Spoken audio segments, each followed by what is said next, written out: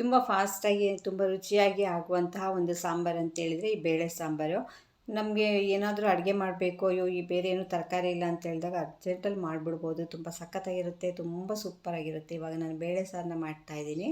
ಮೊದಲಿಗೆ 1 ಕಪ್ಪು ಇಲ್ಲಿ ತೊಗರಿಬೇಳೆನ ತೊಗೊಳ್ತಾ ಇದ್ದೀನಿ. ಅದನ್ನು ತೊಳೆದ್ಬಿಟ್ಟು ಅದಕ್ಕೆ ನಾನು ಒಂದು 1/4 ಕಪ್ಪಷ್ಟು ಈರುಳ್ಳಿ, ಹಾಗೆಯೇ ಒಂದು 8 ಹಸಿಮೆಣಸಿನ್ಕಾಯಿ ಮತ್ತು 1 ಆಲೂಗೆಡ್ಡೆನ ಹಾಕ್ತಾಯಿದ್ದೀನಿ. ಮತ್ತು 1 ಪಿಂಚ್ ಶುಂಠಿ, ಹಾಗೆಯೇ ಒಂದು 4 ಕಪ್ಪಷ್ಟು ನೀರನ್ನು ಹಾಕ್ಕೊಳ್ತೀನಿ. ಮತ್ತು 2 ಟೊಮೆಟೊ. ಇದಿಷ್ಟು ನಾನು ಟೊಮೆಟೊನ ಒಂದು ಬೌಲಲ್ಲಿ ಸಪ್ರೇಟಾಗಿ ಇಟ್ಬಿಟ್ಟು ಬೇಯಿಸ್ತಾ ಇದ್ದೀನಿ. ಇದಿಷ್ಟನ್ನು ಹಾಕ್ಬಿಟ್ಟು ಒಂದು 3 ವಿಷಲ್ ತೆಗೆದ್ರೆ ಸಾಕು. ತುಂಬ ಚೆನ್ನಾಗಿ ಬೇಳೆ ಎಲ್ಲ ಬೆಂದಿರುತ್ತೆ. ನೋಡಿ, ಇವಾಗ ಬೇಳೆ ಎಲ್ಲ ಬೆಂದಿದೆ, ವಿಷಲ್ಲು ಹೋಯ್ತು. ನೋಡಿ ಎಷ್ಟು ಚೆನ್ನಾಗಿ ಬೆಂದಿದೆ ಅಂತೇಳ್ಬಿಟ್ಟು ಅದನ್ನ ಇವಾಗ ಚೆನ್ನಾಗಿ ಮ್ಯಾಶ್ ಮಾಡ್ಕೋಬೇಕು. ಸ್ಪೂನಲ್ಲೇ ಮಾಡಿಕೊಂಡ್ರೂ ಸಾಕು, ತುಂಬ ಚೆನ್ನಾಗಿ ಮ್ಯಾಶ್ ಆಗುತ್ತೆ.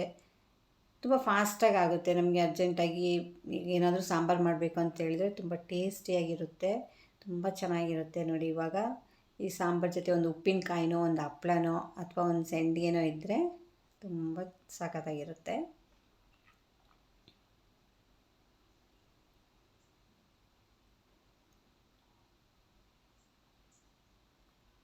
ಅದಕ್ಕೆ ಒಂದು 5 ಎಸಳು ಬೆಳ್ಳುಳ್ಳಿನ ಹಾಕ್ಕೊಳ್ತಾ ಇದ್ದೀನಿ.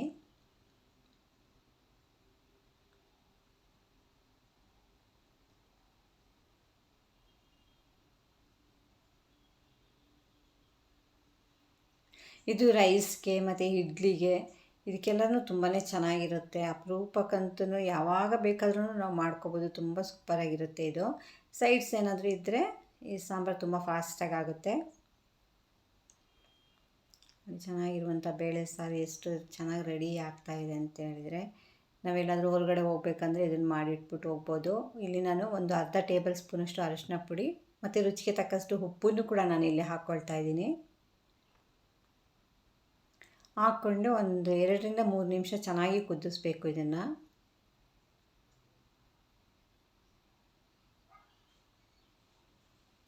ಇಡ್ಲಿಗೆ ಏನಾದರೂ ಸಾಂಬಾರು ಮಾಡಬೇಕು ಅಂತೇಳಿದರೆ ಈ ಟೇಸ್ಟಲ್ಲಿ ಮಾಡಿದರೆ ತುಂಬಾ ಚೆನ್ನಾಗಿರುತ್ತೆ. ತುಂಬ ಬೇಗ ಆಗಿಬಿಡುತ್ತೆ. ನಮಗೆ ಒಂದು ಇಡ್ಲಿ ಬೇಯೋ ಅಷ್ಟೊತ್ತಿಗೆ ಈ ಸಾಂಬಾರು ರೆಡಿ ಆಗಿಬಿಡುತ್ತೆ.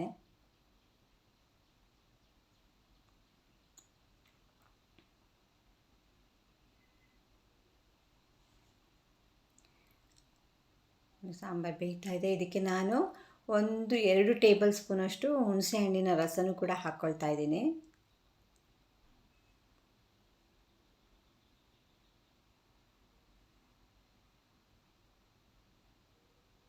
ಅದು ಬೇಯ್ತಾ ಸಾರು ತುಂಬಾ ಗಟ್ಟಿಯಾಗುತ್ತೆ.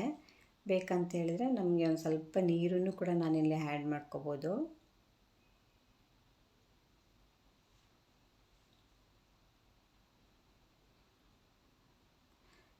ಗಟ್ಟಿ ಬೇಕಾದರೆ ಗಟ್ಟಿನೇ ಸರಿ, ಇಲ್ಲ ಅಂತ ಹೇಳಿದರೆ ಸ್ವಲ್ಪ ತೆಳು ಬೇಕಂತ ಹೇಳಿದರೆ ಸ್ವಲ್ಪ ತೆಳುಗೂ ನೀರು ಹಾಕ್ಬಿಟ್ಟು ತೆಳು ಮಾಡ್ಕೋಬೋದು.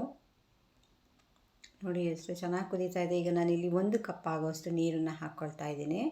ಯಾಕೆಂತ ಹೇಳಿದರೆ ಸ್ವಲ್ಪ ತೆಳ್ಳಗಿದ್ರೆ ತುಂಬಾ ಚೆನ್ನಾಗಿರುತ್ತೆ ಇದು.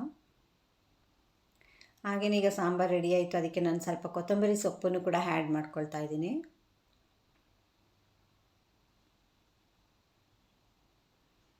ಕೊತ್ತಂಬರಿ ಸೊಪ್ಪು ಹಾಕಿದರೆ ಇನ್ನೂ ಟೇಸ್ಟು ತುಂಬಾ ಚೆನ್ನಾಗಿರುತ್ತೆ. ಸೂಪರಾಗಿರುವಂತಹ ಬೇಳೆ ಸಾಂಬಾರು ರೆಡಿ ಆಯಿತು. ಈ ಸೊಪ್ಪನ್ನು ಹಾಕಿ ಒಂದು 2 ನಿಮಿಷ ಕುದಿಸ್ಬೇಕು. ಹಾಗೆ ನಾನು ಇವಾಗ ಒಗ್ಗರಣೆ ಹಾಕ್ತಾಯಿದ್ದೀನಿ.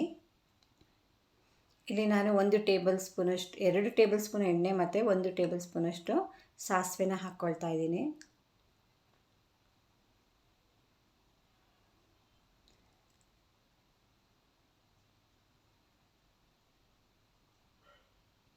ಹಾಗೆ 1 ಟೇಬಲ್ ಸ್ಪೂನಷ್ಟು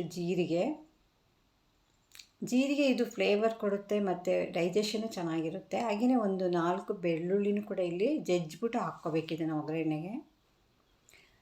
ಹಾಗೆಯೇ ಸ್ವಲ್ಪ ಕರಿಬೇವು ಸೊಪ್ಪು ಮತ್ತು ಒಣ ಮೆಣಸಿನ್ಕಾಯಿ ಒಂದು 4ನ್ನ ಹಾಕ್ಕೊಂಡು ಇಲ್ಲಿ ಫ್ರೈ ಮಾಡ್ಕೊಳ್ತೀನಿ.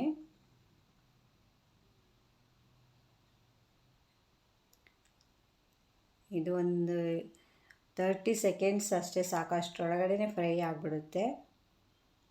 ಈಗ ಈ ಫ್ರೈ ಆಗಿರುವಂತಹ ಇದನ್ನು ನಾನು ಇವಾಗ ಒಗ್ಗರಣೆನ ಸಾಂಬಾರಿಗೆ ಹಾಕ್ತಾಯಿದ್ದೀನಿ.